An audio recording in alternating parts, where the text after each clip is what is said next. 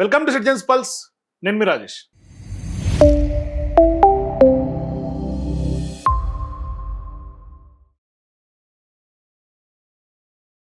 పశ్చిమ బెంగాల్ రాజకీయాల్లో ఒక పెద్ద రాజకీయ టైకూన్గా, రాజకీయ శక్తిగా ఉన్నటువంటి టీఎంసీ పార్టీని, అట్లాగే అక్కడ ఉన్నటువంటి మమతను కూడా ఇవాళ నిర్వీర్యం చేసి పడేసింది బీజేపీ. ఇవాళ వాస్తవానికి ఆమెకు కనీసం పార్టీ అధ్యక్షురాలుగా కూడా తప్పించేసి ఇవాళ పార్టీ చీఫ్ నుంచి కూడా తప్పించినటువంటి పరిస్థితి.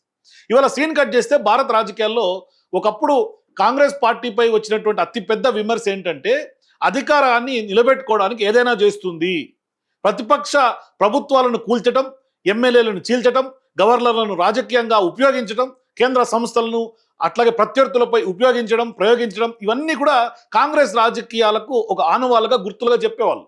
అయితే ఇప్పుడు ప్రస్తుతం నడుస్తున్నటువంటి రాజకీయం కూడా, బీజేపీ రాజకీయం కూడా ఇటువంటి రాజకీయాలు చేస్తోంది అని రాజకీయ విశ్లేషకులు భావిస్తున్నారు. వాళ్ళందరూ ఒక ప్రశ్న వేస్తున్నారు. కాంగ్రెస్ను విమర్శిస్తూ అధికారంలోకి వచ్చినటువంటి బీజేపీ ఎన్డీఏ ప్రభుత్వం ఇప్పుడు అదే కాంగ్రెస్ మోడల్ను మరింత సోఫిస్టికేటెడ్గా, కొంత మోడర్నైజ్గా అమలు చేస్తోందా అనే ప్రశ్నను వాళ్ళు రైజ్ చేస్తూ ఉన్నారు. ఇవాళ పొలిటికల్ సర్కిల్స్లో జరుగుతున్నటువంటి డిబేట్ కూడా ఇదే. మరి ఈ ప్రశ్నకు నిజంగా ప్రధానంగా గత 10 ఏళ్లలో దేశవ్యాప్తంగా జరిగినటువంటి రాజకీయ పరిణామాలను మనం ఒకసారి గుర్తు చేసుకోవాల్సినటువంటి సందర్భం. అంటే టార్గెట్ బీజేపీ ఫిక్స్ చేసుకుంది, తద్వారా ఒకరొకరిని గేమ్ నుంచి ఎలిమినేట్ చేసుకుంటే చెస్ గేమ్లో లాగా ముందుకెళ్తుంది బీజేపీ. 2014లో బీజేపీకి సంపూర్ణ మెజారిటీ వచ్చింది.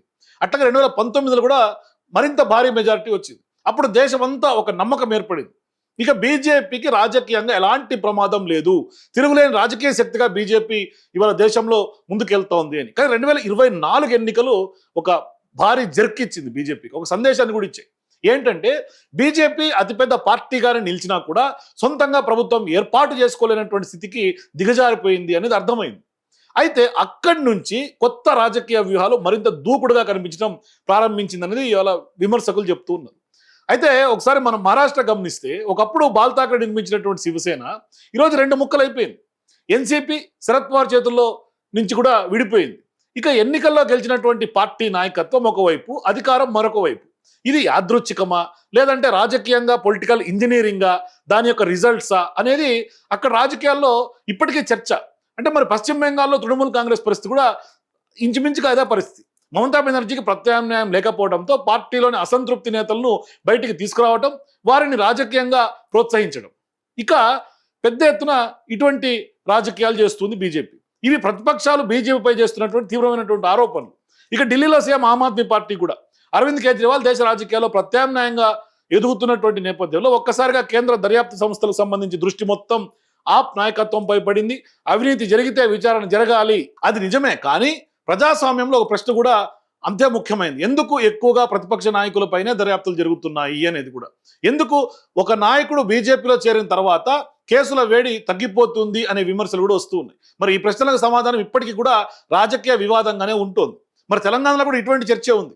ఒకప్పుడు కేసులను ఎదుర్కొన్నటువంటి నాయకులు పార్టీ మారిన తర్వాత రాజకీయంగా చాలా కంఫర్ట్ పొజిషన్స్లోకి, వాషింగ్ పౌడర్ నిర్మా లాగా ఆ స్టేజ్కి వెళ్ళిపోయినటువంటి పరిస్థితి కనిపిస్తుంది. అంటే ప్రజల్లో కొంత అనుమానాలకు కూడా కొంత ఈ యొక్క చర్యలు కారణమవుతూ ఉన్నాయి. కర్ణాటకలో కాంగ్రెస్, బెంగాల్లో టీఎంసీ, తమిళనాడులో డిఎంకే, కేరళలో ఎల్డీఎఫ్, ఇట్లా స్పెసిఫిక్గా ప్రతిపక్ష పార్టీలకు సంబంధించినటువంటి నాయకులపైనే వరుస దాడులు బీజేపీ ఎన్డీఏ ప్రభుత్వం చేస్తోంది. మరి బీజేపీ బలహీనంగా ఉన్నటువంటి ప్రతి రాష్ట్రంలో ఒక వ్యూహం కనిపిస్తోంది అనేది విమర్శకులు చెప్తూ ఉన్నారు. ఏంటి ఆ వ్యూహం అంటే, మొదట పార్టీని నేరుగా ఓడించే ప్రయత్నం చేయటం, అది సాధ్యం కాకపోతే ఆ పార్టీలో ఉన్నటువంటి అసంతృప్తిని పెంచటం, అది కూడా సాధ్యం కాకపోతే పార్టీని నిలువున చీల్చేయటం, చివరికి ఇవాళ పార్టీ అక్కడ ఉన్నటువంటి ప్రత్యర్థి పార్టీ నాయకత్వాన్ని బలహీనపరిచి నీరుగార్చేయటం. ఇది కేవలం రాజకీయ పోరాటమా, లేదంటే కనుక భారత రాజకీయాల్లో ఒక కొత్త తరహా అధికారిక కేంద్రీకరణ అనేది? ఎందుకంటే సెంటర్ ఆఫ్ పాలిటిక్స్గా బీజేపీ ఎన్నుకున్నటువంటి ఒక కొత్త అస్త్రం. అక్కడ ఉన్నటువంటి సిబిఐ, ఈడీ, అట్లాగే ఐటీ, ఇటువంటి వాటన్నిటిని కూడా రాజకీయ అస్త్రాలుగా బీజేపీ మార్చుకుంది. ఇప్పుడు దేశవ్యాప్తంగా ఇదే చర్చ జరుగుతోంది, ప్రతిపక్షాలు ఇదే విమర్శిస్తున్నాయి. ఒక ముఖ్యమైనటువంటి అంశం ఏంటంటే, ఒకే దేశం ఒకే ఎన్నిక, లేదంటే కనుక నియోజకవర్గాలకు సంబంధించినటువంటి పునర్విభజన, మహిళా రిజర్వేషన్ అమలు, ఇవన్నీ కూడా బీజేపీకి ముందున్నటువంటి టార్గెట్స్. ఇవన్నీ కూడా ఆ టార్గెట్స్ అచీవ్ అవ్వాలంటే కొంత వీళ్ళకి మెజారిటీ కావాల్సినటువంటి అవసరం ఉంది. ఇవన్నీ రాజకీయంగా సాధారణ అంశాల్లాగా కనిపించినా కూడా వాటి వెనుక పార్లమెంట్లో భారీ సంఖ్యాబలం కూడా బీజేపీకి అవసరం. మరి ఈ సంఖ్యాబలం లేకుంటే రాజ్యాంగ సవరణలు కూడా సాధ్యం కావు. అందుకే ఇవాళ రాబోయే సంవత్సరాల్లో కూడా ప్రాంతీయ పార్టీలను బలహీనపరచడం బీజేపీకి వ్యూహాత్మకమైనటువంటి అవసరం అన్నది కూడా కొందరు విశ్లేషకులు చెప్తున్నటువంటి మాట. ఇక్కడ ఒక విషయం చాలా స్పష్టంగా గమనించాలి. ఈ రాజకీయ పద్ధతులను కనిపెట్టింది బీజేపీ కూడా కాదు, కాంగ్రెస్ కూడా గతంలో చేసింది. కానీ తేడా ఒక్కటే, కాంగ్రెస్ చేసినప్పుడు బీజేపీ విమర్శించింది, ఇప్పుడు బీజేపీ చేస్తుందనేది ప్రతిపక్షాలతో పాటుగా ఇండి కూటమి నాయకులు కాంగ్రెస్ పార్టీ కూడా ఆరోపణలు చేస్తూ ఉన్నాయి.